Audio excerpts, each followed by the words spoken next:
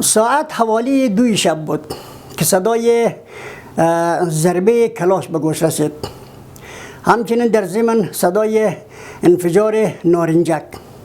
کسایی که متنفذ و سرشناس بود اینو مثلا امنیت نداشتن، اینو بیشتر در معرض خطر بودن که از جمله مرحوم استاد فیاضی کاکای ما، همچنین مرحوم پدرم نیز در معرض خطر بود. بنابراین مانع از بیرون رفتن ما شد. تا خانه کاکایم خود رساندم برای اینکه کلاش بگیرم. خلاصه که کاکایم مرحوم استاد فیاضی در پشت سر کلکی نشسته، گفت چی خبره کن؟ ما چیزی که شما شنیدین ما هم شنیدیم دیگه. صدای فیر خشاجوی آمد. خلاصه دیگه صدام خاموش شد. خب دین که از شاجوی صدا بلند شد که و انجینیر پانسمان گرفته بیا در شاجوی.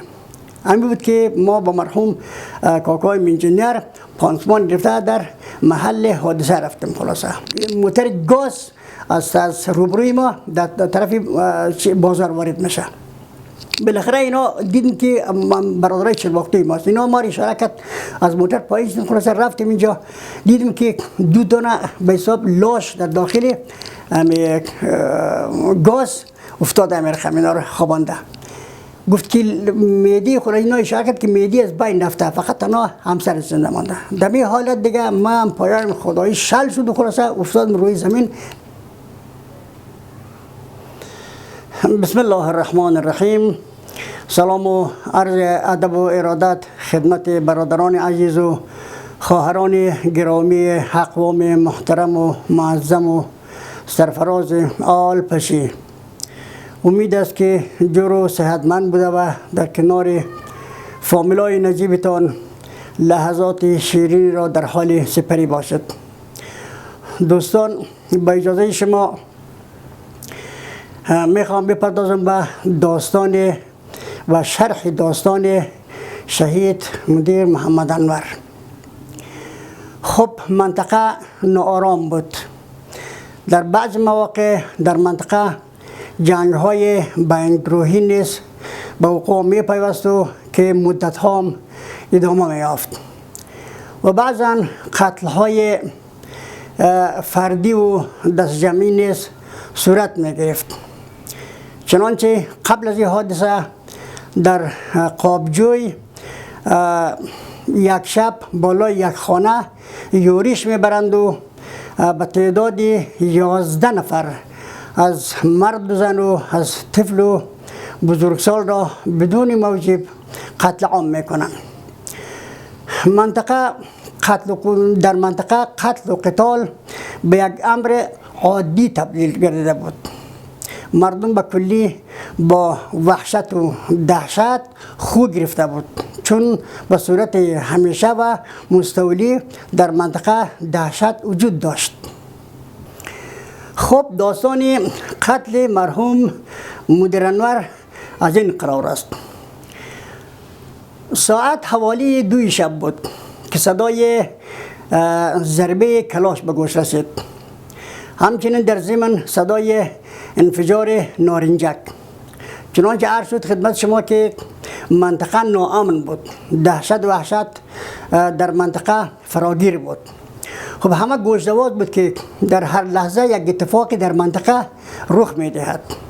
خب بنابراین ما با شنیدن این صدا ما می‌خواستیم که از خانه بیرون بریم که مرحوم قبلگاه از بالخانه صدا کرد که نرو بیرون، چون منطقه دوره و زمان خلاصه کسایی که متنفذ و سرشناس بود اینو مثلا امنیت نداشتن، اینو بیشتر در معرض خطر بودن که از جمله مرحوم استاد فیاضی کاکای ما، همچنین مرحوم پدرم نیز در معرض خطر بود. بنابراین مانع از بیرون رفتن ما شد. بالاخره ما از کنار دیوار از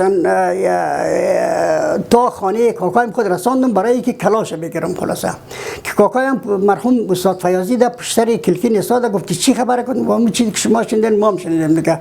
صدای فیر خشاجوی آمد. خلاصه دیگه صدام خاموش شد. خب در میهن که از شاجوی صدا بلند شد که و انجینیر پانسمان گرفته بیا در شاجوی.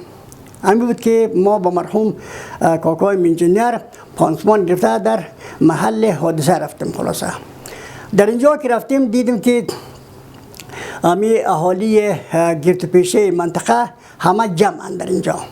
خلاصه به اشارتن پرسیدیم که چی خبره. خلاصه اینا هم اشاره کرد داخل اتاق یک نفر. خب رفتیم پشت سر پنجره دیدیم که مرحوم مدیرنوار امو دمو پالوی راست که شب خوابیده دیگه یک ضربه مثلا یک شاجور سر ضربه شده در فرقی شده هر جایش که دیگه در جا تکان نخورده. این با دو فرزند مثلا دختر پسرش در جا جان به حق میسپارن و مرحوم مهدی پسر مدیر و همچنین عروسش این دو به اثر پارچه نارنجک اینا زخمی هستند. خب مرحوم مهدی را در بیرون کشیده برای پانسمان. خلاصه در مرحوم کاکای انجینر دست به کار شد برای پانسمان که او از ناحیه بازو از ناحیه ران خلاصه جراحت برداشته بود. خونریزی شدید داشت. خلاصه هر چی تلاش کرد خلاصه خونریزی جلوگیری نشد. بالاخره تصمیم بر این شد که هر چه عاجل باید یک کسی بره سنگ ماشه برای موتر. دور زمان خلاصه در منطقه چلباختی پشی مثلا موتر و گپا اصلا وجود نداشت. فقط 3 تا موتر وجود داشت که یک شریف اولاد، یک موتر روسی بود، یک موتر روسی از مستر حسین بخش زرنور و یک اوندای 180 ژاپنی نو خریده بودیم. خلاصه اینا گفت که شما باید برین دنبال موتر. همین بود که ما برادرم معلم چمنالی رفتیم طرف سنگ ماشه به دنبال موتر. خود تا ما سنگ ماشه رسیدیم خلاصه هفته هم تقریبا سر زد دیگه بازار بسته بود. بالاخره ما از گوتری پرسیدیم که کدام موتر جیپ اینجا شما سراغ ندارید؟ این رقم که حادثه در منطقه رخ داده. خلاصه ما رو گفت که برید شما در ولیات. خب ولیات رفتیم اونجا گیر نمیاد. گفت برید منطقه. تا منطقه رفتیم تا مثلا ما یک جیپ را پیدا کردیم تا او رو سر و سامان و روغن و آب اینایش مثلا بررسی کرد. خلاصه دیگه هفته بیخی بالا آمد، یعنی ساعت زیاد ناوقت شد. خلاصه تقریبا ساعت 7 شد. خلاصه خب ما از حرکت کردیم از منطقه تا آمدیم سر بازار سنگ ماشه که موتر گاز از روبروی ما در طرف بازار وارد میشه. بالاخره اینا دیدیم که برادرای چلباختی ماست. اینا ما اشاره کرد از موتر پایین شدیم. خلاصه رفتیم اینجا دیدیم که 2 دانه به حساب لاش در داخل گاز افتاده میرخم. اینا رو خوابانده. گفت که مهدی خود اینا اشاره کرد که مهدی از بین رفته، فقط تنها همسر زنده مانده. در این حالت دیگه من پایان خدایی شل شد و خلاصه افتادم روی زمین، نشستم روی زمین. خب یک چند دقیقه مکس باز سر حال شد. خلاصه خیست مجرا کردیم. خب حالا چیکار کنیم؟ گفت خب دیگه حالا کار از کار گذاشته. مو مهدی رو به طرف خانه بریم و خلاصه تو فقط همین کار کو که همسر زیر ببرده دکتر برای که پانسمان کنه. چشم. خلاصه ما با برادرم چمنالی و یک از اقاربای از برادرای شاجوی بود. خلاصه رفتیم در پیش دکتر. اینا رفتن طرف چلباختی پشی مهدی رو بردن.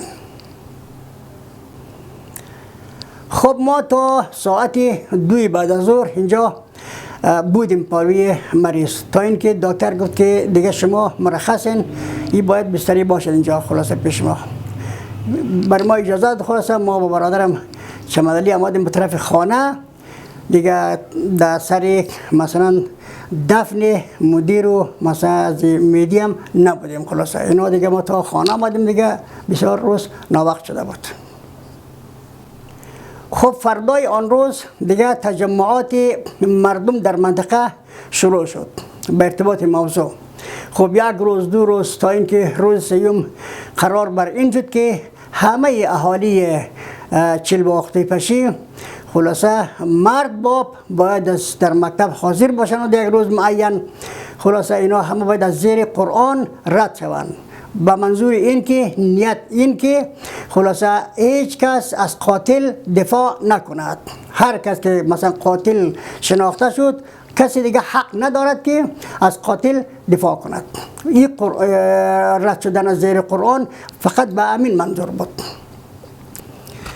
خب دوستان عزیز، چون این داستان نسبتاً طولانی است بنابراین ادامه از این قصه پیوند میخوره به داستان سه جوان ولادی ما و شما. بنابراین ادامه قصه را انشالله تا در کلیبای بعدی خدمت شما پیشکش هم نمود. در اینجا همه شما خوبان را به الله پاک میسپارم. روزگار برای همه شما خوش. بدرود و السلام علیکم و رحمت الله و برکاته.